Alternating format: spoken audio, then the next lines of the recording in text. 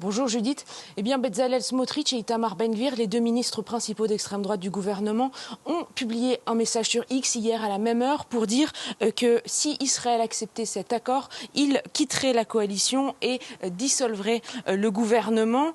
Ils considèrent que si Israël signe l'accord en l'état, eh bien, le Hamas n'est pas totalement défait et cela signifierait la fin de la guerre. On comprend donc que Benyamin Netanyahou est sous pression de ses alliés de l'extrême droite, mais il y a une autre composante à prendre en compte. Yair Lapid, qui est le chef de Yesh Altid, le parti d'opposition principal, a dit qu'il était prêt à constituer, je cite, un filet de sécurité auprès du Premier ministre s'il accepte de signer cet accord pour permettre au gouvernement de potentiellement rester en place malgré le départ potentiel de ministres d'extrême droite.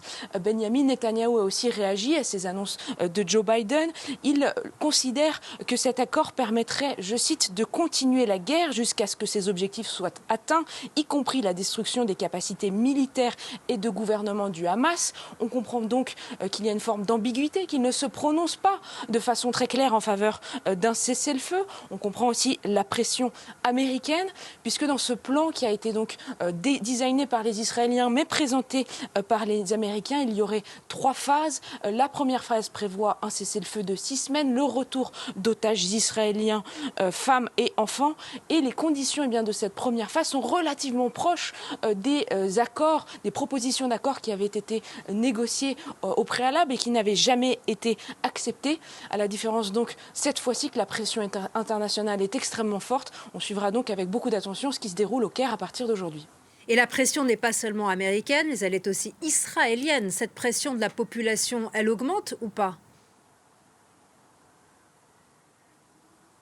Oui, en tout cas, tous les samedis soirs, il y a d'immenses manifestations à Tel Aviv de familles, d'otages et de leur soutien qui veulent mettre la pression sur le gouvernement pour que le gouvernement signe un accord et ainsi permette la libération de nouveaux otages israéliens. Hier, on pouvait par exemple lire sur certaines pancartes « Toda Joe Biden », ce qui veut dire en hébreu « Merci Joe Biden ».